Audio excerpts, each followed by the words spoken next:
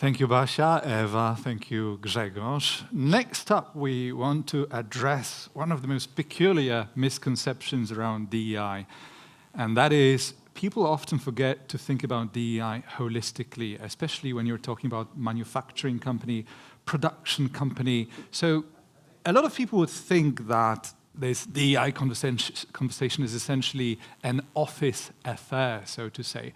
We are here to address exactly that. DEI beyond the office is inclusion harder in a production context. Here to talk about it, we have Paulina Glugla, representing Mondelez International People and Baltics MSC People Lead, and we have Katarzyna Salamończyk-Napierska, Volkswagen Poznań Manager, joining us. Hello. Good afternoon. Is it afternoon Hello. already? It is. How are you? It is, yes. Hello, good. Thank you very much. How about you? I'm great. It's very hectic up here, very crispy, dynamic, short conversation. That's the way we wanted it to be. There are ways in which you differ in terms of your actual experience in implementing DEI policies. In case of Volkswagen, Kasia, it's like since 2016, correct me if I'm wrong. And for Mondelez International, it's been just this year when you intensify your efforts around DEI policy. True? That's right. Can we start with the most intuitive of questions? We are talking about perspectives and expectations, office versus production. Any major differences we should understand first?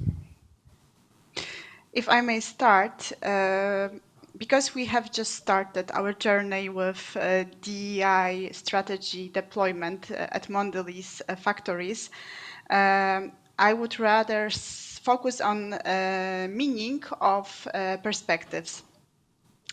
And for me, crucial characteristic is how fundamental is people initial understanding what DEI is about. And to illustrate this, please let me share an example. When we first started talking about our DEI initiatives in our plants, it was late October, and one of our trade unions asked us if it meant that they would be expected to celebrate Halloween. It might sound unusual, especially outside of the context of Polish culture, so please let me break it down. Halloween in Poland is not a widely celebrated tradition. Sometimes it's even seen as foreign or controversial. Majority of Poles are Catholic. Yeah, majority of Poles are Catholic, and they place great importance on celebrating All Saints' Day, which happens to fall on the day after Halloween. We could see how people's anxieties on DEI were far removed from our actual goals. And it showed us how much time, work, patience, empathy we need to invest just only to build the understanding what DEI is truly about. Absolutely, and maybe I will give an example from... I was just going to add that no one said... Yeah, please do. Oh, sorry, because I got an echo, but I wanted Me too, to so yeah. Let me ask the studio if we can do something about the echo. I remember 2016 as we started, and I was invited to do workshop of the employees, blue-collar workers, employees, and foremen in the paint shop.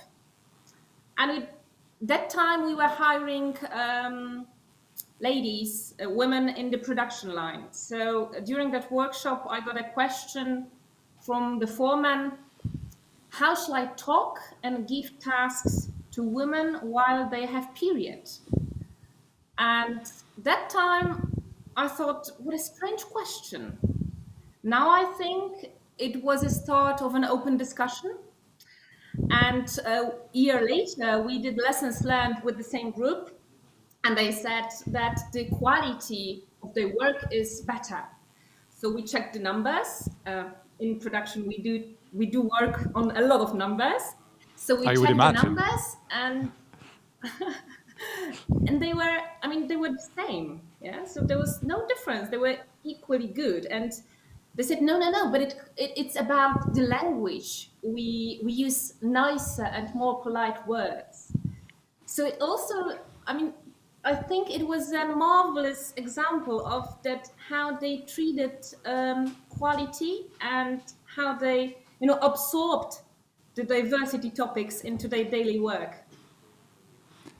Anything else you would like to add in the differences areas in terms of perspectives and expectations? Because it's really important that we help our audience understand it a little better.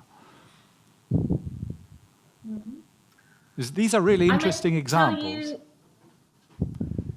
I could reverse this so maybe question. I will tell about the two perspectives. Anya, a few minutes earlier in the conference, said that the production environment is very specific. I mean, for me, it's nothing specific because it's my daily job. I mean, I even sit in the office, which is integrated in the assembly building. And if you got this perspective in your mind, I mean, it's easier. It's easier. And the motto we do have in our company is that each of us is different, each equally important. And a few concrete examples. How do we see the differences between the office and the production? First one, language. So we try not to use this sophisticated language. When we talk or communicate about a topic into production, we don't use neither English nor German, because we are part of the German concern. We don't use the German words. We try to stick to Polish words. In the office, we can change or use the word actually diversity. Then the other small example, we do use two gender versions in our job advertisements. And for the production colleagues, I mean, it was okay. You did the change, that's fine. But I had a 1-hour discussion about how to read this advertisement with a manager from the office department. Then another example, tools. For the production, we do have a toolbox with very short, easy usable tools like short movies. The shortest one is 6 minutes. Trainings, also short ones, 32 minutes, 2 hours. Bingo game. For the offices, we can lead longer discussions. And the last thing which comes to my mind is that about the needs. My perspective is that it's important who is representing me, whom I believe. And the blue-collar workers, they like to have ambassadors from their own departments, from the production. Which is something that traditionally you refer to as trade unions historically, but now it has a more sophisticated form. Yeah. Right. I mean, yeah, it could be. For the office, I mean, we do have when we use or when we try to find ambassadors, there are like board members, deputy head of departments. Yeah, and in the production, we do gained 21 multiplicators from the production. Right. Sorry, Paulina, you can spoke. I would just add maybe a bit different perspective, because for me, these differences go beyond just office and production settings. Mondelez in Poland is a large organization. We have 7 plants, a commercial office in Warsaw, and RDQ center in Wrocław. And all these locations, communities, have their own specifics, characteristics, and needs. And even within our 7 plants, I see significant variations. Some of our plants are located in or next to big cities like Poznań or Wrocław. Others are in small towns.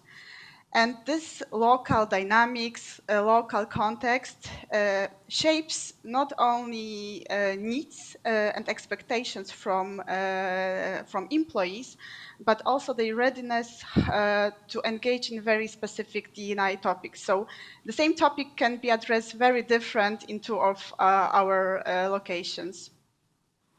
That's a So very local. Paulina, it's a very important point you've just mentioned, because there is this tendency to approach DEI policies top-down. Something comes, sometimes from abroad, sometimes on a domestic level, and the instinct that also the easiest way to go about it is to just start implementing without much thought put into it. There's an interesting perspective of the two of you. Kasia, you have 8 years of experience in DEI policy. Paulina, as we mentioned, 1 year. That helps me ask another question. To make this more relatable for our international audience, diverse audience, imagine you come to work on day one and your task is to start building a DEI culture in a manufacturing setting. How do you go about it? What would be your first, most impactful steps in the process? So I can start. So you can start, yeah, and then I will Yeah, give my view as well. Maybe I will do it differently now, but 8 years ago, we started with building the strategy. We get the group, so we build it with a group of employees, blue and white collar workers, and we created 5 key areas. And actually, since that time, we are still working in these 5 areas. So it's age, gender, the health possibilities, cultural background, and personal talent. Mm-hmm. And how do you go about understanding these things? All of these are complex issues. What tools do you use for that? First of all, we ask the target group what they want to, on what topic they want to work. And we try not to follow the sexy and hot topics. Mm-hmm. But Anya said the number of the diversity is one of the hot topics, so we will work on that topic. This is one of our goals for next year. But we ask the people. So this year we ask our foremen, what do they want to work on? And they said age management. So my perspective was, I mean, we've worked on it since ages. It's nothing new. But they say we need it. So we create actually concrete tools for the target groups, not, thinking about everything and nothing, because diversity is such a strategic topic. It's on such a high level that if you want to reach the blue-collar employee, you need to find something that it's important for those people, like, giving them benefits, concrete benefits. Example, we got the information that if I work or I manage a multi-generational tool, I want to understand the language they use, those new Gen Z words. And it's different. I mean, it's important for them. The first thing I would do, so for the companies who are starting in the production, I would find a manager from the production line to lead the project. And I'm from HR, so normally we do the brainstorming, we paint the charts, we think about how to work. And my colleague from the production, they just had a plan with the milestones and ticks. They gained the trainers, they have multiplicators. So since 2 years, we got right now more than 9,000 employees. 2,500 employees are already trained, production employees.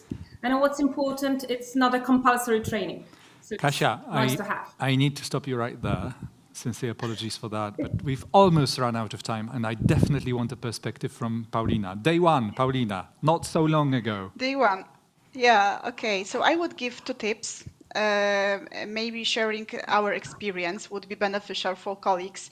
So our approach has been to focus on down-to-earth DEI, very similar what Kasia said. So selecting pillars that will respond to real business needs, but also will be relatable for our employees. And one of the key topics for us is generational transitions. And to give you a context, average age in all 7 plants in Poland of the workforce is 43 years, but some of the plants it's close to 50. And in one of our plants, almost 20% of experienced operators are set to retire only in 4 years. It's a massive challenge.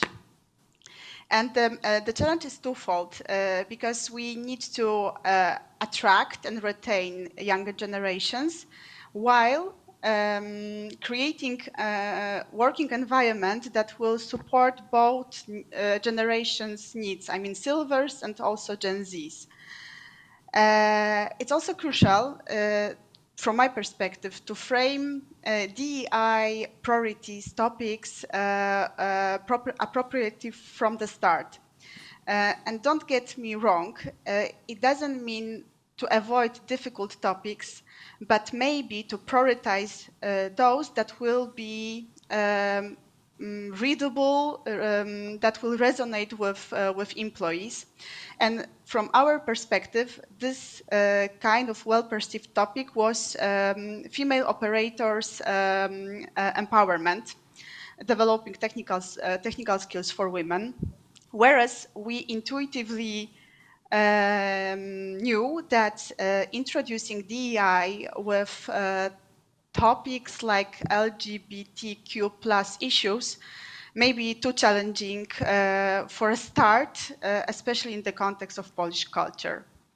And sadly, we need to stop there. Thank you for your insights. I think what our audience will have learned from your contribution, allow me just to paraphrase quickly, would be this.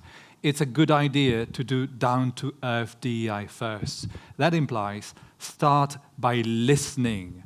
Listening at the very bottom of the hierarchy of the organization, people doing the actual work in scale. Listen, go back to thinking about it, and if you don't understand something, go back to ask more questions, process the answers, and only then start talking. I hope we agree that that would be sound advice from us here. Thank you for sharing your perspective around what makes manufacturing special in the context of DEI policies. Kasia, Paulina, it's been a pleasure to have you with us. Thank you so much. Thank you. Thank you very much.